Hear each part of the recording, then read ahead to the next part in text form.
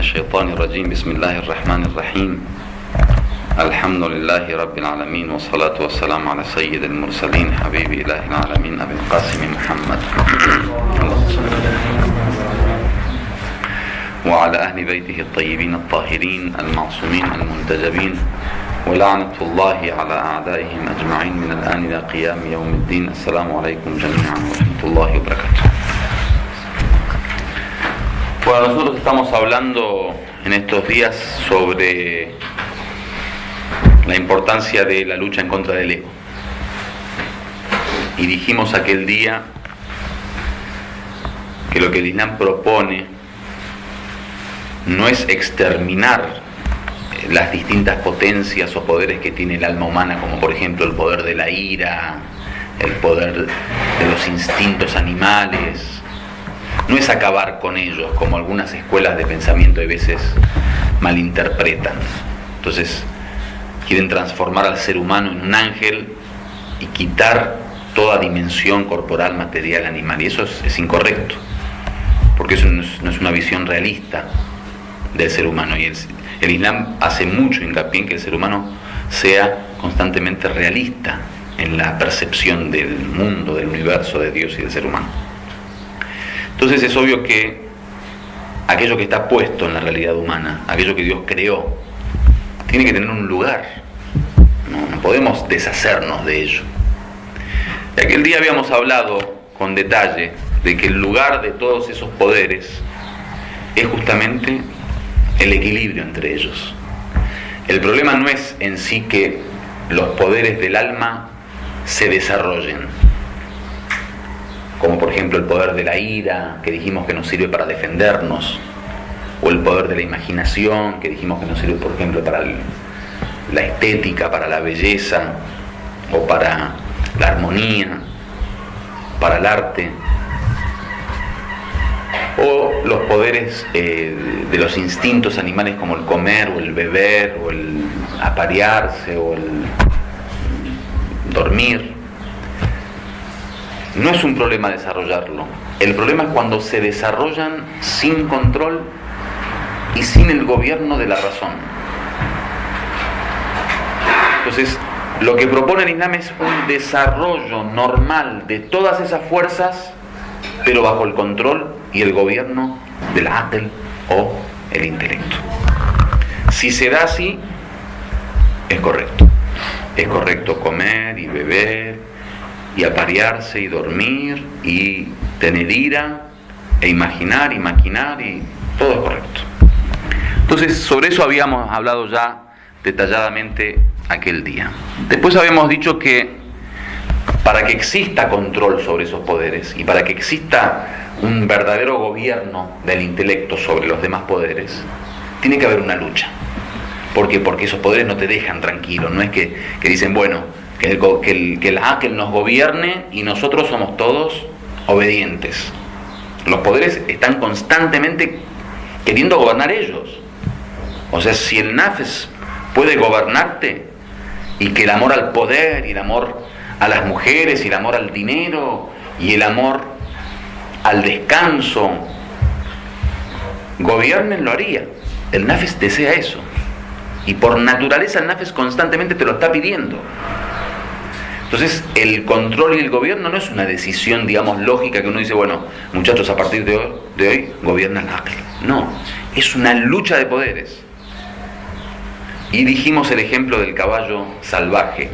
Al nafs hay que domarla como un caballo. Y dimos algunos ejemplos de algunas historias que contamos aquel día. Bueno, hoy vamos a hacer hincapié un poco en esta realidad del jihad del nafs, la lucha en contra del ego. Las causas, la filosofía, cómo se da y cómo se debe desarrollar especialmente. Y vamos a hablar después de un programa práctico para lograr el jihad con el nafs. Aquel día hablamos un poco de que esta lucha de poderes es lo que llamamos el jihad, pero hoy vamos un poquito a profundizar con algunos detalles diferentes.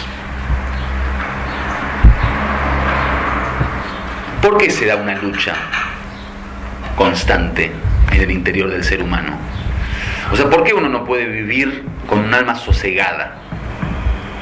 ¿Por qué no puede vivir en plenitud, tranquilidad y sin esa constante lucha interna. El por qué tiene varias respuestas. La primera respuesta es que porque el ser humano no se encuentra en el lugar adecuado. O sea, ese sosiego, ese alma sin disturbio, ese alma tranquila, generalmente uno puede lograrla cuando se eleva de su realidad en el dunya. Y como la gran mayoría de los hombres vivimos en el dunya, en la vida terrenal, se nos hace muy difícil. ¿Por qué? Porque el ser humano no ha sido creado para el dunya. O sea, el primer punto de lucha que tenemos es que no fuimos creados para este lugar. Somos extraños en este lugar. La naturaleza humana no fue creada para esto. No fue creada para vivir con este cuerpo. No fue creada para vivir en este ambiente, en este entorno. No fue creada para vivir en la dificultad. No fue creada para vivir en un constante esfuerzo. No fue creada para vivir con debilidad. No fue creada para eso. Fue creada para otra instancia. El paraíso de Adán y Eva fue creada para aquella dimensión. Por algo estamos ahora en esta etapa acá. Y este es el lugar que este es el infierno, o sea, es el lugar que no tenemos que estar. Por eso acá es una constante lucha. Estamos luchando en contra de nuestra realidad virtual. O sea, de este momento que tenemos que vivirlo como realidad y no es nuestra realidad. O sea, ese es el primer punto de lucha que uno tiene. Por eso te das cuenta que el que más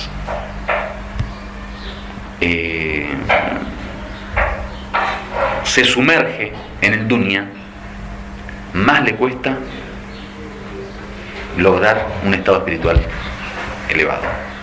¿Por qué? Porque la lucha es mayor. Cuanto más dunya, más lucha.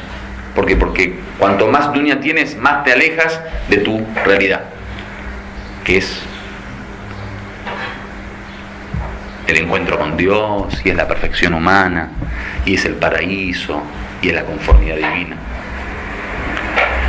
Esto que nos explica que sí o sí para luchar en contra de nuestro ego tenemos que alejarnos del dunya. O sea, no podemos vivir una vida de dunya plena y poder elevarnos espiritualmente. Es imposible que uno viva todo el dunya que vive la persona no creyente y pretenda ser creyente. Pues tenemos narraciones que dice ad-dunya sijnul mu'min. La vida terrenal es la cárcel del creyente. ¿Quién puede vivir y pretender ser creyente? El que se siente acá encarcelado. Esa es la teoría islámica. Nosotros vivimos al revés. O sea, tratamos de siempre sentirnos bien, ¿viste? De estar sin problemas, ¿viste? De estar... Yo a veces la gente me consulta, bueno, pero es que es tan difícil rezar en esta sociedad, es que es tan difícil ayunar en esta sociedad, es que es tan difícil usar ella. Eso es correcto. Así tiene que ser. Porque si no es difícil, o sea, si todo te resulta fácil, sabé que estás mal. Porque el creyente acá vive en una cárcel. Por algo se llama jihad. Vos imaginate el profeta, el mismo nombre que le dio a la guerra y a la batalla armada, se la dio al conflicto con el alma, con el ego. O sea, ¿eso de qué habla? No hay nada peor que la guerra. En dificultad, en adversidad, en calamidad, en paciencia, en soportar. No hay la guerra, uno dice guerra. Ese nombre, jihad, se lo dio al trabajo de uno con el alma, a la purificación del alma. Imagínate lo difícil que es. Entonces, tenemos que partir de la regla en que nosotros no estamos en el lugar adecuado. Por eso estamos 60, 70 años, obviamente. O sea, ahí te das cuenta por qué Dios nos creó acá solo para 60, 70 años. 80, 100 solo. Ahí te das cuenta que cuando Dios te crea eternamente para la eternidad, esto es, como dicen en los hadices, es un puente, o sea, es un puente. Y en el puente, viste, nadie construye nada, viste, aparece el profeta, dice, si nosotros definimos al dunya como un puente, qué gran estúpido es el hombre que construye en ese puente. O sea, uno tiene que cruzar de acá a allá, y en el medio del puente, bueno, vamos a construir, acá hacemos casa, listo, traemos, plantamos los... Dice, está loco, le faltan un par de tornillos.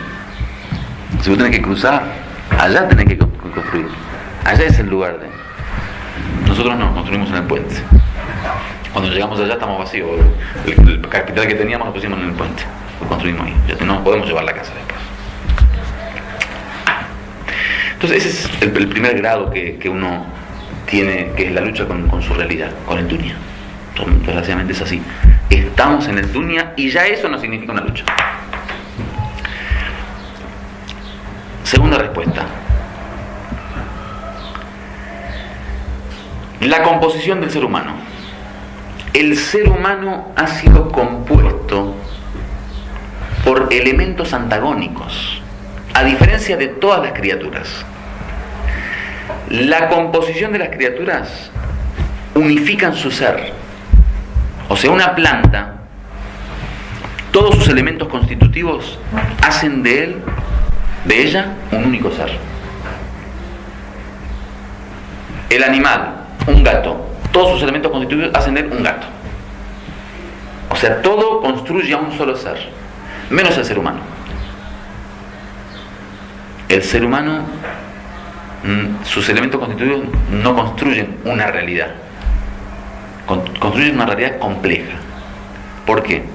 Porque me miro en el espejo, soy de carne y hueso, y eso es lo que veo, y eso es lo que vivo, y tengo necesidades del animal normal, de comer y de beber. Pero mi realidad no es esta. ¿Mi realidad cuál es? El alma, el espíritu. Que no la veo, o sea... Entonces estamos viviendo una realidad también virtual, que es que vivimos como animales, porque tenemos que dormir y comer y beber. Pero Dios nos considera que no somos animales, porque hizo una línea divisoria entre el mundo animal y el ser humano. Nos considera más que estamos en el mundo de lo celestial, de lo angelical, de lo espiritual. Entonces esa es una gran lucha, de que yo como realidad soy espíritu, o sea, una realidad celestial, angelical, lumínica, divina, pero lo que yo suelo interpretar como realidad soy un animal. O sea, las dos dimensiones, corporal y espiritual del ser humano. La existencia de esas dos dimensiones en el propio ser hacen de ese ser una constante lucha, un conflicto, porque uno no ¿entendés lo que te decir? No. Si vos fueras animal, bueno, animal, ya está. Como, bebo, duermo, sexo, ya está, se acabó. Si soy ángel, bueno, solo adoración, devoción, obediencia. Pero yo soy medio animal, medio ángel, o sea, nos mató con esa realidad que nos puso. Porque es muy compleja. Eso es la lucha. La existencia de elementos antagónicos en un mismo ser hacen de el ser humano que viva un constante conflicto, y ese es el yihad. Y lo importante acá es esto. Lo importante es que encima, lo peor de esto es que estos son dos polos totalmente contrarios. O sea, son el blanco y el negro. No es que uno dice, bueno, viste los anfibios, un poquito de agua, un poquito, pero bueno, más o menos, viste, la pilotean en los dos lugares. Pero nosotros no. Nosotros, viste, son como dos realidades totalmente diferentes, agua y fuego, y ahí que tienen que convivir juntas. Entonces, ¿cómo? Yo soy agua y soy fuego al mismo tiempo, o sea... Entonces, viste, para que no se apague el fuego, o para que no se caliente el agua, o sea, tenés que mantener el equilibrio. Y esa es la lucha. Ese es Jihad an-Nafs. Jihad an-Nafs es el que el animal te quiere llevar hacia la animalidad y el espíritu te quiere llevar hacia la angelicalidad. El animal te quiere llevar hacia la tierra, te empuja hacia la tierra, hacia el dunya. La fitra, la naturaleza humana, te quiere levantar hacia el cielo, te quiere llevar hacia Dios. Entonces, el mantener un equilibrio es muy difícil. O sea, el mantenerte en el medio. Imagínate como dos sogas que te tiran y vos tenés que estar en el medio. Ni que te lleven directamente al cielo y dejes de ser animal, ni que te tiren hacia la tierra y seas únicamente animal. Tenés que mantenerte ahí, lo que hablábamos ayer del nafs, que tiene que subir y bajar. Y eso es difícil, y esa es la lucha. La mayoría de la gente opta generalmente por un polo, que bueno, la mayoría son animales.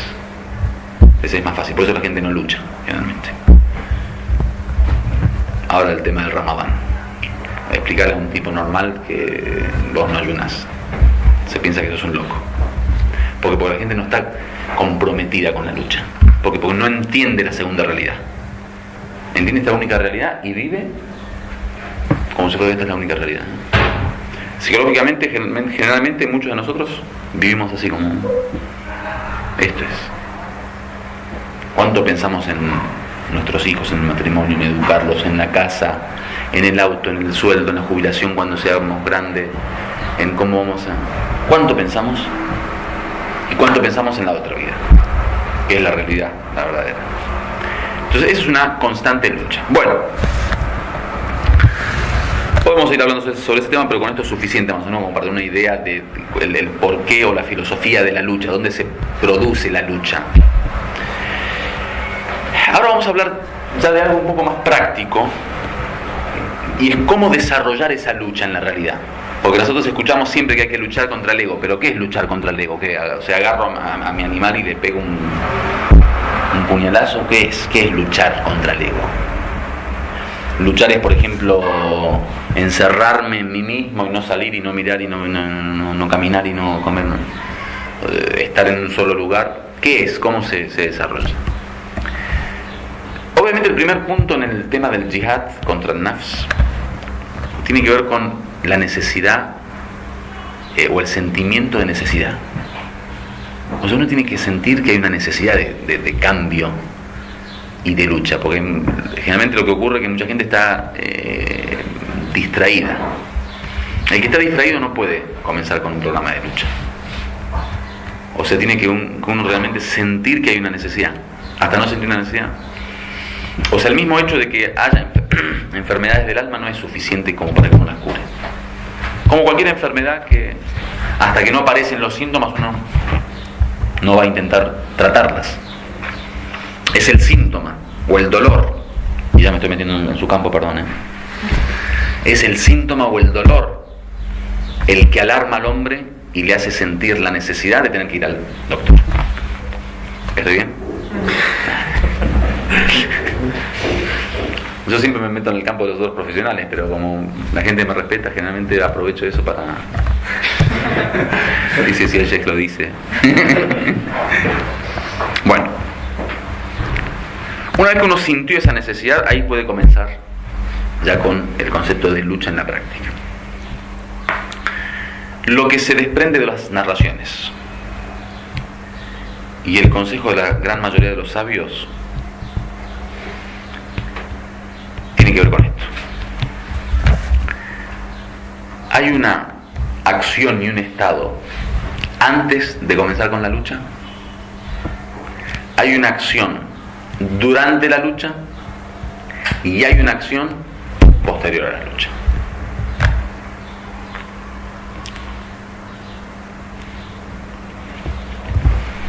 Sentate acá, por favor, quiero escribir una cosa acá.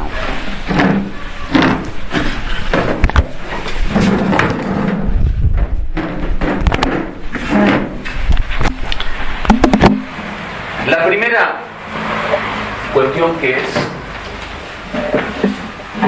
lo que se hace antes de la lucha es el compromiso.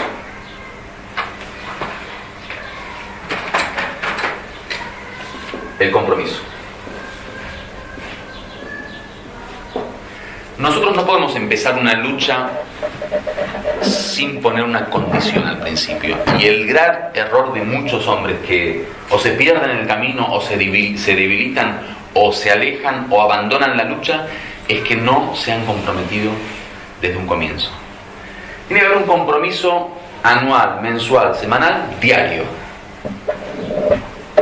O sea, decir, bueno, ahora que ya entendimos lo que es la lucha y que sabemos que tenemos una necesidad de luchar en contra de nuestro ego, bueno, este año vamos a luchar en contra de nuestro ego.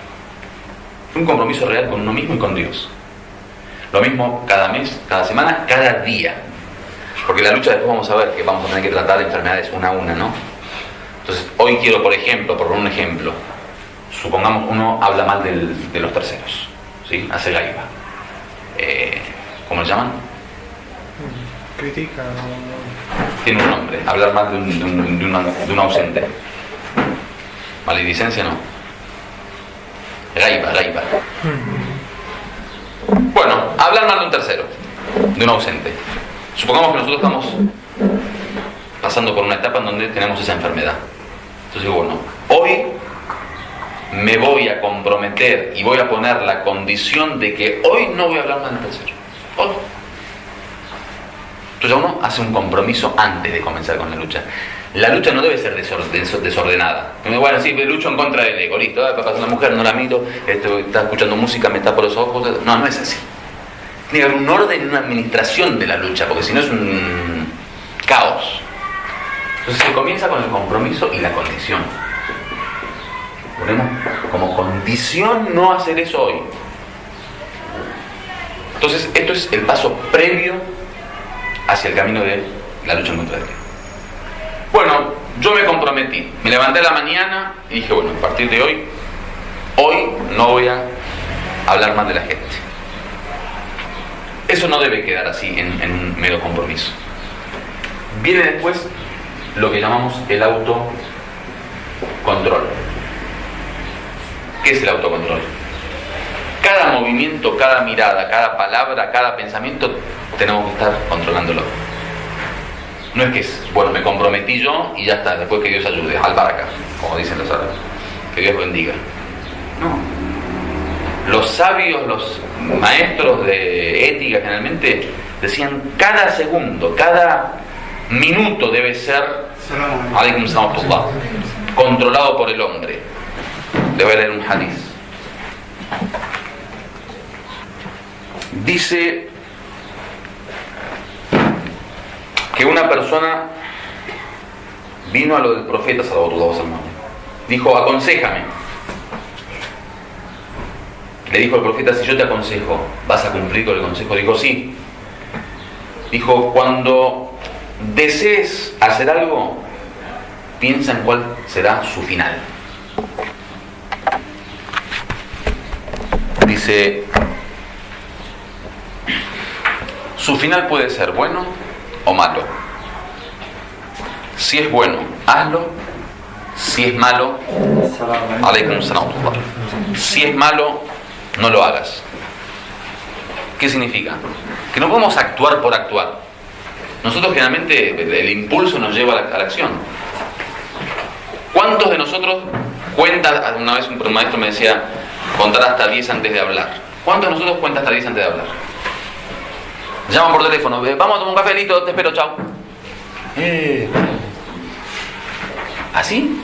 Es así, ¿eh? Yo por lo menos. Me llaman, ¿estás libre? Sí, vamos a tomar un café, listo, chao. Hasta ahí llega. Dice el profeta, Ida anta hamamta bi amrin fatadabbar.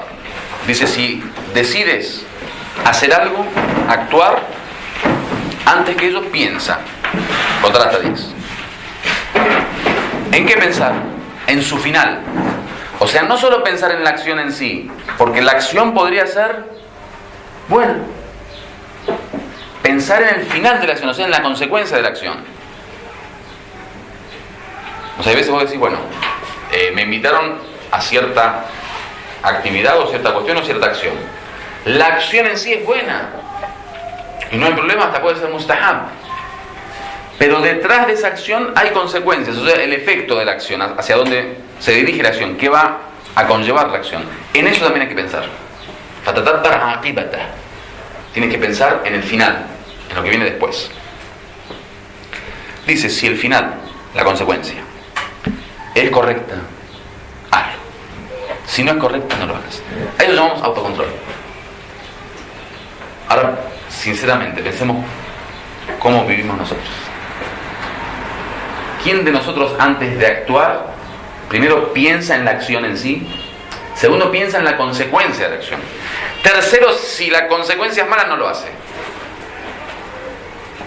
Uno es una máquina de actuar sin pensar. Yo por lo menos, uno está constantemente actuando.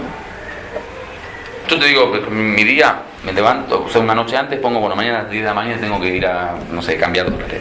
Después tengo que ir a comer a la casa, tengo que tomar por teléfono. O sea, en 3 minutos uno hizo una lista de 15 cosas que tiene que hacer otro día y jamás pensaste en si es bueno, si es malo, si sirve o no sirve, si perjudica o no perjudica, si beneficia o no beneficia, si tiene buena consecuencia o no tiene buena consecuencia. Eso es el marketing ahora, viste, todo es, cuanto más rápido el fast food y el fast no sé qué, todo es fast ahora. Ahí te das cuenta que estamos viviendo un ritmo de vida que no nos permite pensar. Hoy en día, en materia de información, la regla general es tirar información cuanto más rápido mejor, y cuanto más uno la perciba mejor, y cuanto menos piense mejor. El INAM dice no, para una acción hay que contar hasta 10. O sea, pensar. ¿Qué es?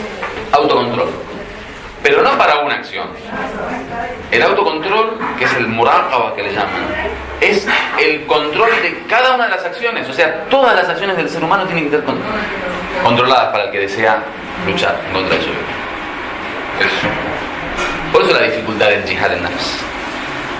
Pues a veces uno dice, bueno, en la teoría a todos nos gusta, por ejemplo, poder elevarnos y perfeccionarnos y purificarnos. Pero después ves esto y en la práctica, o sea, imagínate todos los días a la mañana comprometiéndote y poniendo condición de que, bueno, hoy no voy a hacer daño. Y después cada momento tenés que pensar y difícil. Entonces, esta es la acción durante. No dijimos que hay una acción antes, una durante y una después. Autocontrol es durante el jihad del nafs, durante la lucha en contra del ego. Finalmente,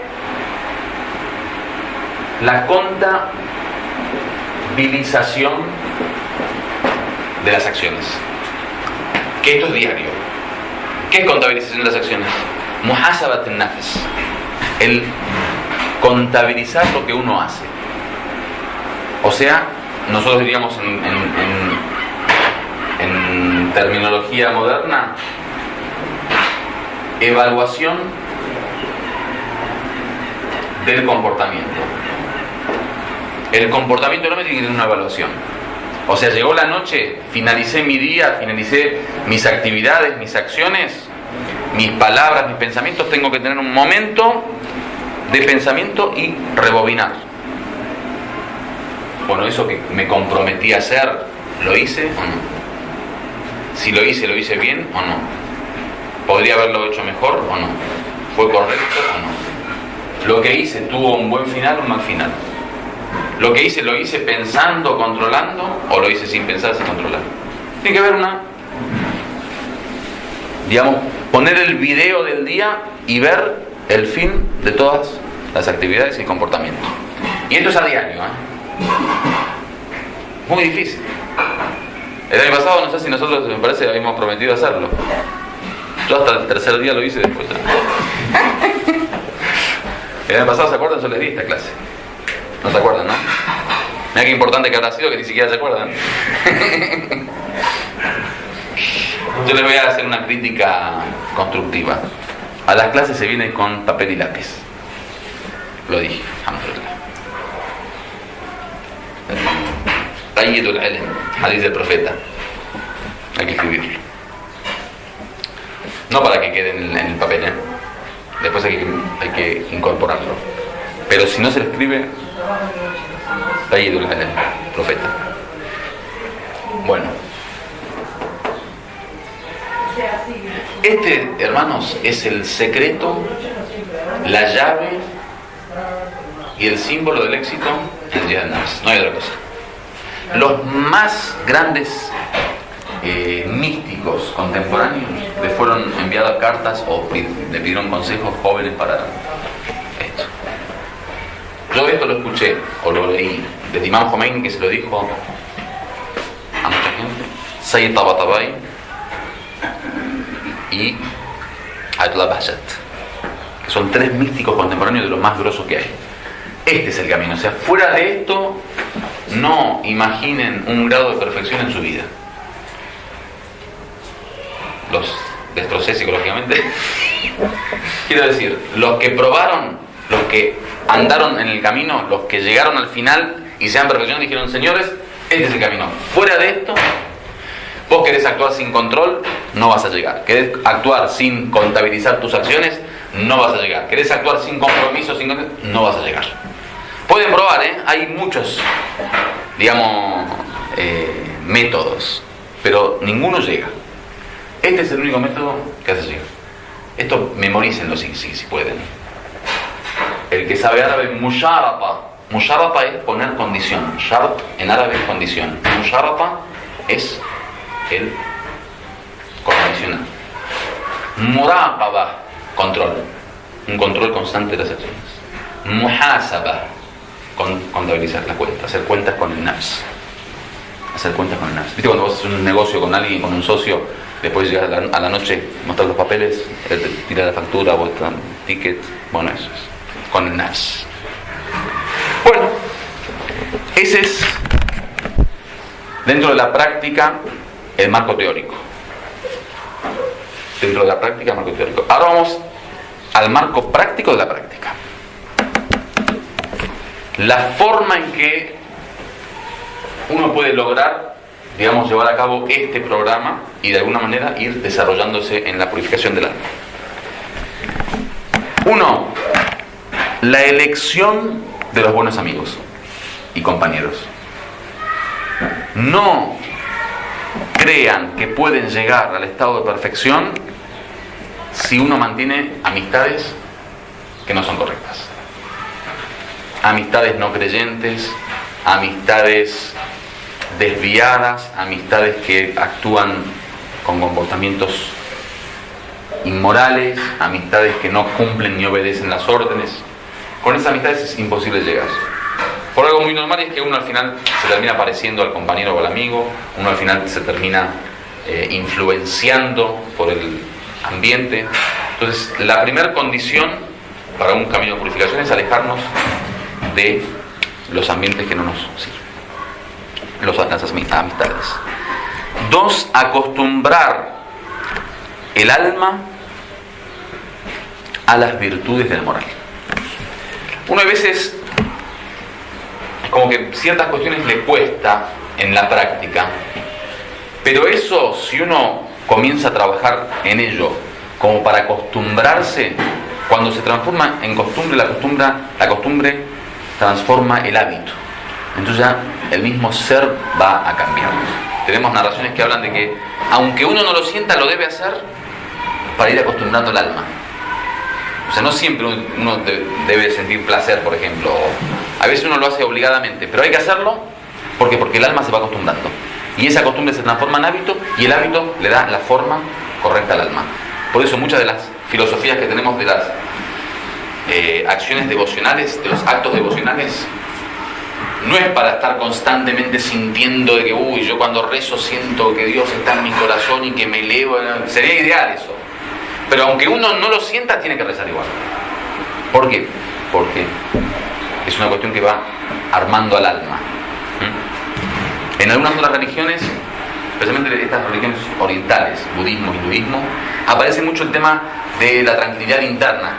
De que yo hago, por ejemplo, meditación y siento esta cosa de que se me expande el pecho y de que me siento que estoy volando y de que... Eso en el Islam no es importante, porque uno tiene que cumplir y obedecer aunque no sienta eso.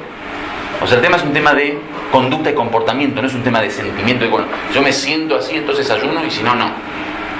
Viste que hay gente que dice, no, pero yo no uso hijab porque no lo siento todavía. No, es que no hay que sentirlo, hay que usarlo. Yo es que todavía no rezo porque no... Hay una cosa interna como que me dice que no, es que no tenés que sentir nada internamente, vos tenés que rezar. O sea, es claro el Islam en las obligaciones. Las obligaciones hay que cumplirlas. A Dios hay que obedecerle, no hay que sentirlo y que una cosa, que una cosquilleo interno, no, eso no. Si se siente, muy bien, bienvenido sea, que Dios te bendiga, que te recompense, pero no podemos limitar nuestro comportamiento a ese sentimiento interno, porque si no, un día rezo, un día no, un día... Eso es importante. 3, comenzar a aminorar la velocidad en la decisión de las acciones. O sea, lo que dijimos antes, cuando dijimos del autocontrol, de pensar antes de hablar, pensar antes de actuar, como que no apresurarnos en el comportamiento, en la acción. Muchos de los pecados que ocurren generalmente ocurren porque son momentos de así como que uno decide rápido y que bueno, que se deja llevar por el momento, y el que piensa le es mucho más fácil poder discernir entre el bien y el mal. 4, alejarse de todo lugar, espacio, persona o situación